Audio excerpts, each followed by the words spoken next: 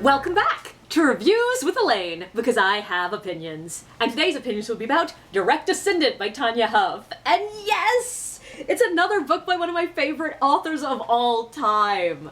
I love Tanya Huff. Like, I don't think she's ever written anything that I did not love.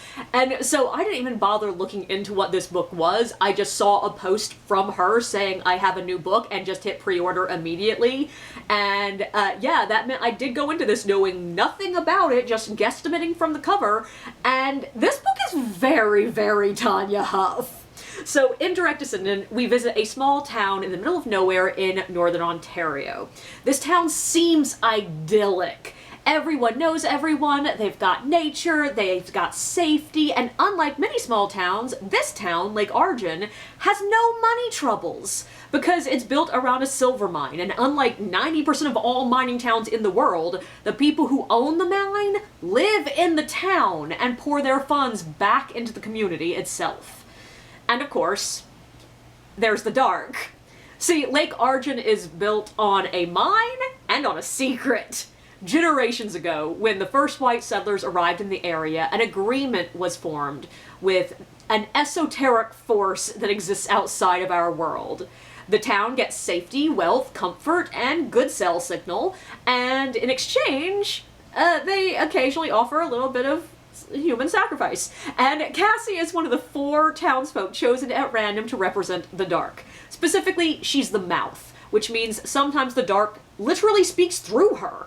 But most of the time, she's just a low-ambition, part-time baker. When the mysterious disappearance of an outsider brings a new woman to town, Cassie's life will be thrown into chaos. It's her responsibility to find out what that man was doing in town in the first place, what happened to him, and who might come looking for him. And that last detail is what brings Melanie to town. A beautiful, out-of-work teacher, she's being paid by the missing man's grandmother to find out more about his last days. But while that will force her to learn possibly too much about Lake Argin, she will soon realize that the thing she is most interested in learning about is actually Cassie herself. So yeah, this is a cozy romantasy / paranormal romance, depending on which generation you're in and therefore which term you're more used to. There's a lot of action, there's comedy, tongue-in-cheek commentary, and in the end, the 2 characters coming together really are the core of the story. And I loved it! It is a hilarious romantasy, mainly because, warning, even though I would definitely class this as a romance, the 2 characters don't meet for surprisingly long into the book. But I think that's actually, in the end, a really good thing, because when they do meet, they fall in love with each other immediately, and they fall hard, and there's very little of the traditional tension of like, oh, are they gonna get together? I don't know. So instead we get the tension of them dancing around meeting each other. There are like 4 or 5 times that they almost meet, and then it just doesn't quite happen for a while. And I love this because it allowed them to fall head over heels immediately without cutting that tension. And I also really loved them falling head over heels immediately because the 2-day romance led to a couple of U-Haul lesbian jokes that made me laugh out loud. And the couple is just really cute together. I feel like we get the exact right amount of seeing them interact to see how they fit together, to see how their relationship developed, and to see what they see in each other.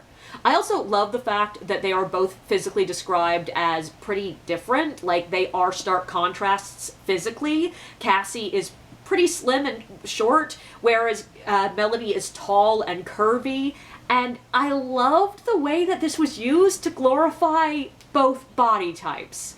Like, when we were in Cassie's point of view, she is practically worshipping the softness and the curves and the height of Melanie. And Melanie is constantly distracted by Cassie's strong arms and trim legs and things like that. And it's just a beautiful way of basically being super positive about vastly different body types. Now, I will admit, for me, it did go a little bit far. Sometimes I was like, guys, stop thirsting after each other. It's a bit ridiculous. But it's really cute. I really liked that. And personality-wise, I feel like we get a really good amount of time to get to meet them on their own, and that's really useful, because that means we get to know them and see how they're going to click together, but also we are really invested in both characters before the romance even starts.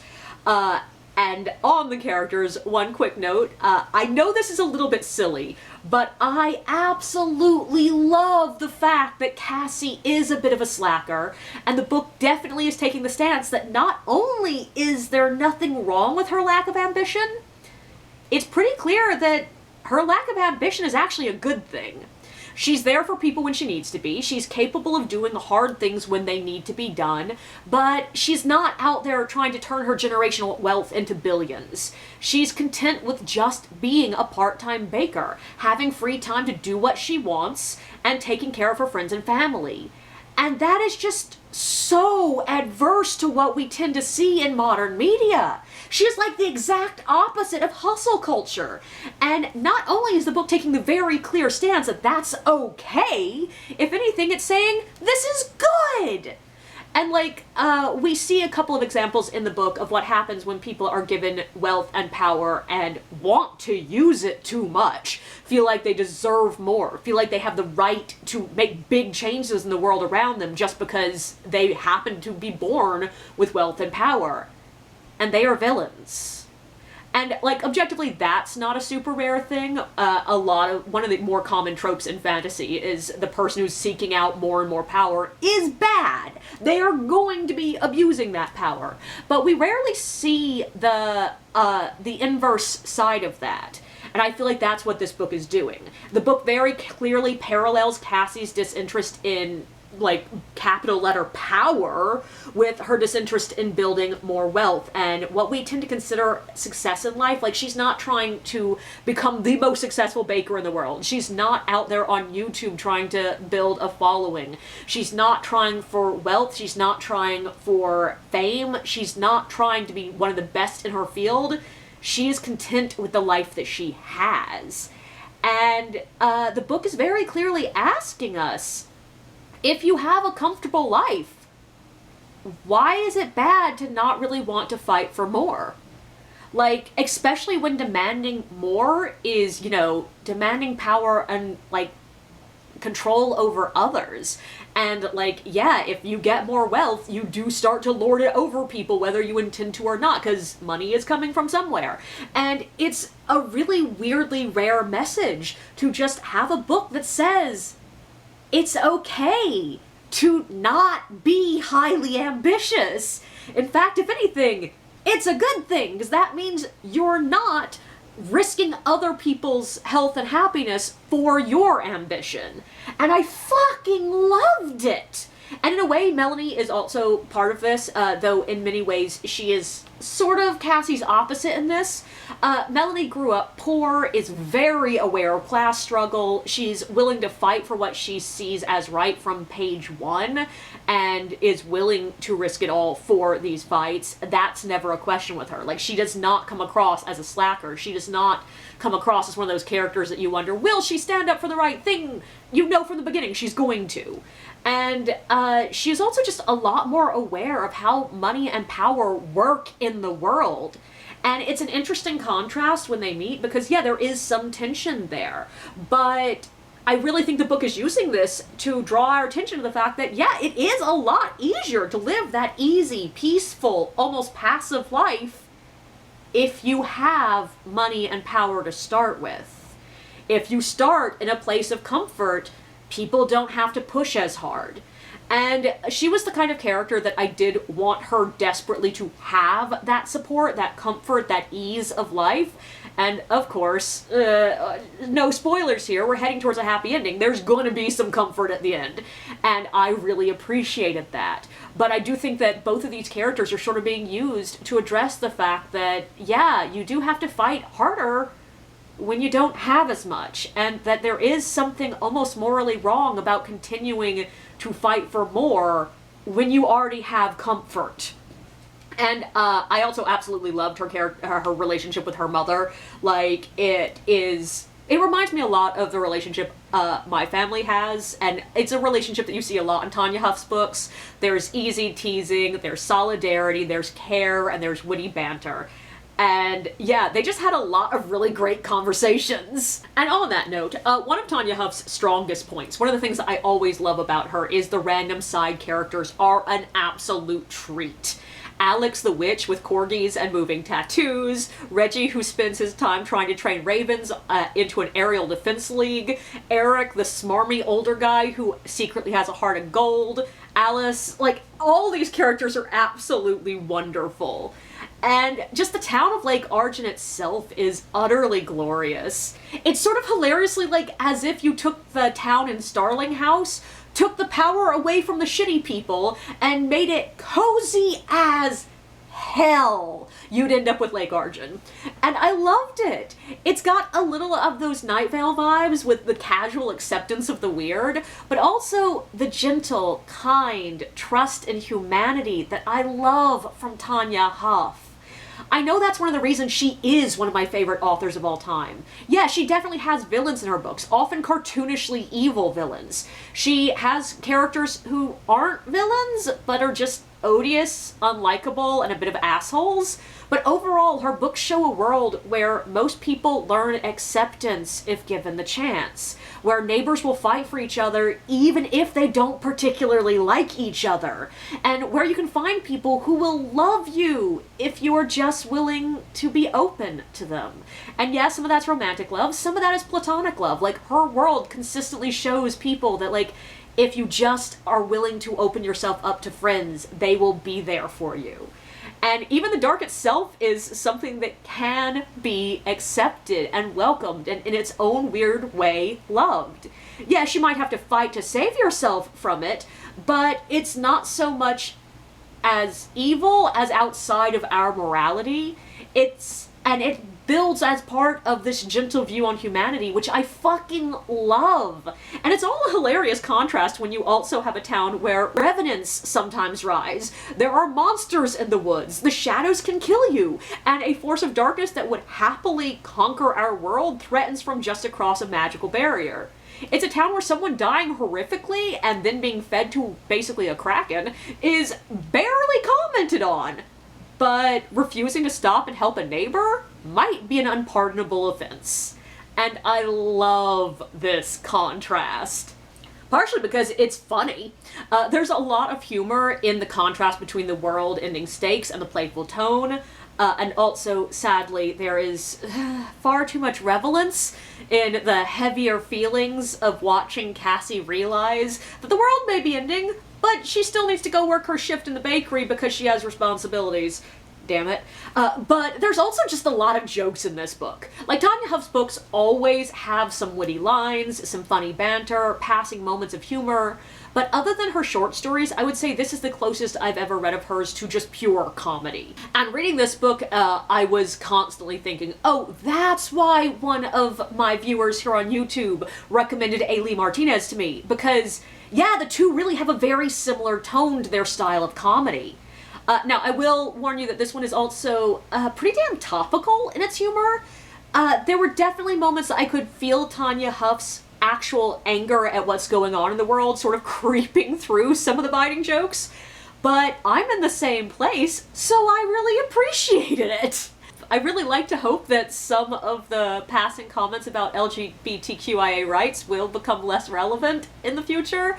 But at this point, I'm not really sure, so who knows. But the book did make me bark with laughter a good number of times, while never losing that human connection to the characters. Because I've discussed multiple times when reading comedy that, like, I love comedy, I love there to be jokes, but sometimes comedy is so silly and so light that you sort of don't have that connection to the characters.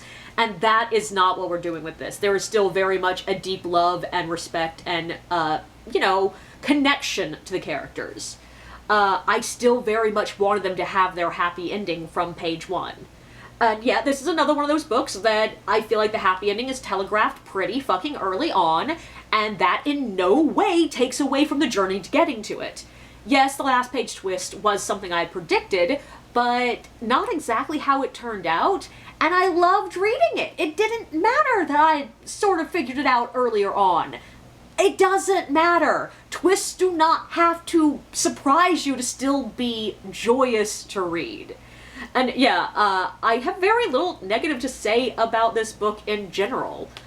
I will say that this is another one that starts in the middle of the action, and because I literally had not read a single word of the blurb of any description of it online, I was a little lost. And it's one of those books that drops you into the world and gives you endless hints about what's going on, but without directly stopping for an exposition dump until you already have most of the puzzle pieces in front of you and have already started to assemble them. And I don't really mind that. There is something deliciously fulfilling about having figured it out on your own and then seeing the entire piece described. But I will never be annoyed jumping into a world, even if it is a bit confusing, as long as I have enough to care about the characters. And that is one thing that, Tanya Huff's really good about that. By the end of the first chapter, I deeply cared about Cassie. And Melanie just had a lot less weirdness around her, so you didn't really need heavy world building to catch up with her. You could just jump straight into character stuff. But I do have to admit that this one, I did stop reading halfway through the first chapter to go back and read the blurb, because I needed that context to settle me into place. But that worked. So as long as you aren't a weirdo like me who likes to sometimes jump into books entirely blind, you should be fine. I also did crave a little bit more of having Melanie's history getting a bit more involved in the climax, but I love the way the last chapter gave us what we need to imagine a future without too much solid. Like, knowing Tanya Huff, this might very well get a sequel, and I would be here for it. I will read it if a sequel comes out. But if it doesn't, she left us with enough that sort of walking off into sunset vibes for me to be perfectly happy with ending it where it's at. But yeah, this was a really fun read. It was light and playful with a sweet sapphic romance. There's no real spice, though there is a fade to black scene where the fade back in afterwards comes with a little bit more reminiscence that is very spicy-ish than I expected, just because I've never read that level of in Tanya Huff, but it was really cute. And yeah, it had the escapist silliness that felt like a vacation, but enough connection to our world that I still got the catharsis that you get from books that are almost too real. I would 100% recommend this one to anyone on the lookout for a cozy, sometimes morbidly funny, sapphic romance where the fighting to prevent an invasion of the Army of Darkness almost feels like a subplot to the two cute lesbians getting their perfect life. If you're looking for that feeling that you can still have happiness while living alongside the horrors, and that a simple life where you aren't harming anyone can be your highest ambition without it being somehow morally wrong, this is the book for you.